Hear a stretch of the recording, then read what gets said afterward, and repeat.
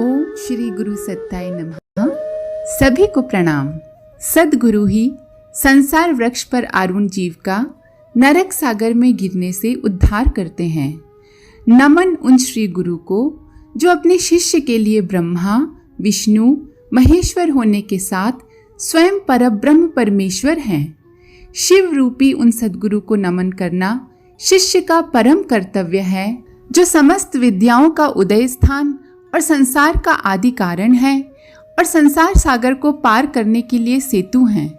गुरुवर ही अपने शिष्य के लिए पिता हैं, माता हैं, बंधु हैं और इष्ट देवता हैं। वे ही उसे संसार के सत्य का बोध कराने वाले हैं। गुरु गीता के महामंत्रों में भगवान भोलेनाथ आदि माता पार्वती से कहते हैं, जिस सत्य के कारण जगत सत्य दिखाई देता है, अर्थात जिनकी सत्ता से जगत की सत्ता प्रकाशित होती है, जिनके आनंद से जगत में आनंद फैलता है, उन सच्चिदानंद रूपी सद्गुरु को नमन है। जिनके सत्य पर अवस्थित होकर यह जगत सत्य प्रतिभासित होता है, जो सूर्य की भांति सभी को प्रकाशित करते हैं, जिनके प्रेम के कारण ही सभी संबंध प्रीतिकर लगते हैं, उन सद्गुरु को नमन है। जिनकी चेतना से ये संपूर्ण जगत चेतन प्रतीत होता है, हालांकि सामान्य क्रम में मानव चित्त को इसका बोध नहीं हो पाता। जागृत, स्वप्न, सुषुप्ति आदि अवस्था को जो प्रकाशित करते हैं, उन चेतना रूपी सद्गुरु को नमन है। जिनके द्वारा ज्ञान मिलने से जगत की भेद दृष्टि समाप्त हो जाती है और वह शिव स्वरूप दिखाई देने लगता है। जिनका स्वरूप एकमात्र सत्य का ही स्वरूप है, उन सद्गुरु को नमन है। जो कहता है, परम कृपालु सद्गुरु की देह में जिस ब्रह्म चेतना का आवास अधिष्ठान है, वही जगत का कारण है। उसी के सत्य से जगत की सत्ता और आनंद है। उसी से सभी तत्व और सत्य प्रकाशित हैं। वही सारे संबंधों का आधारभूत कारण है।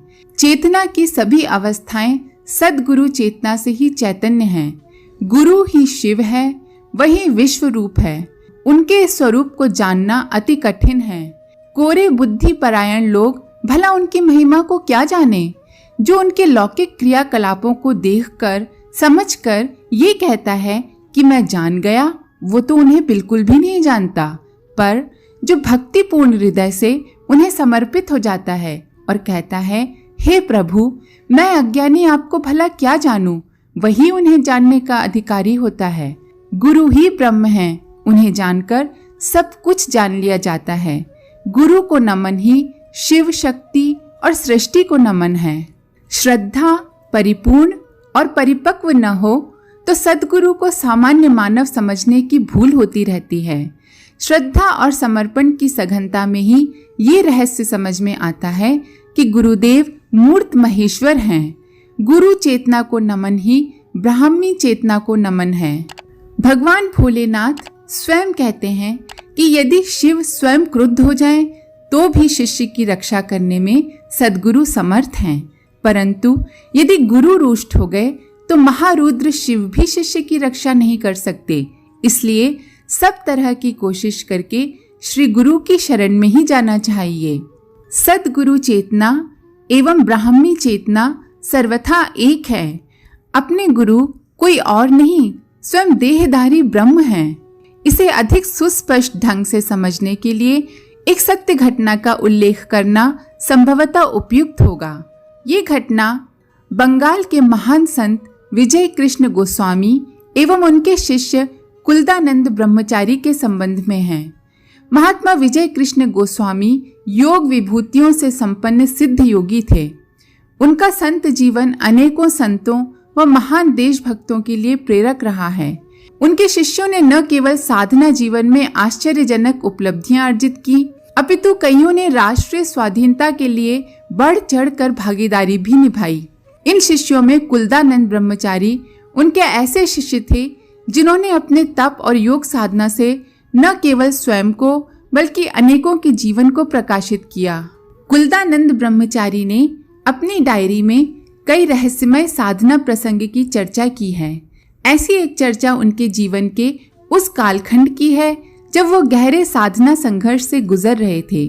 काम वासना का प्रबल वेग उनके अंतःकरण में रह रहकर उद्वेग करता था।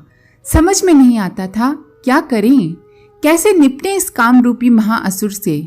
हार कर उन्होंने अपनी विकलता अपने गुरु से निवेदित की। अपनी व्यथा कहते हुए वो बिलख बिलख कर रो पड़े। उनके आंसुओं से महात्मा विजय कृष्ण गोस्वामी के चरण भीग गए। शिष्य की इस विहलता से द्रवित होकर गोस्वामी जी ने उठाकर उन्हें ढांढस बंधाया और कहा, पुत्र तुम रोते क्यों हो?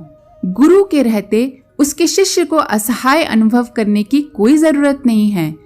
अपने सदगुरु के रहते हुए यदि कोई शिष्य विवशता अनुभव करता है तो उसके दो ही कारण हो सकते हैं, या तो उसका शिष्यत्व सच्चा नहीं है अथवा उसके गुरु की चेतना अभी भगवान से एकाकार नहीं हुई है।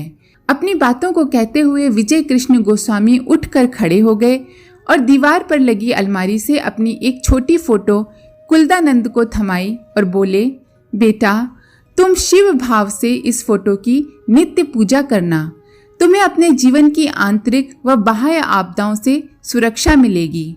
फोटो लेकर कुलदानंद जी अपने निवास स्थान पर आ गए और नित्य प्रति गुरुदेव के चित्र का पूजन करते हुए अपनी साधना में विलीन हो गए।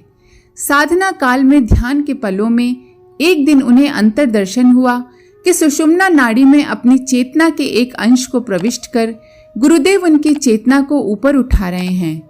गुरु कृपा से उसी क्षण उनकी अंतर चेतना काम विकार से मुक्त हो गई। वो लिखते हैं कि फिर कभी भी उन्हें काम का प्रकोप नहीं हुआ। इन्हीं दिनों उन्हें एक अन्य अनुभव भी हुआ।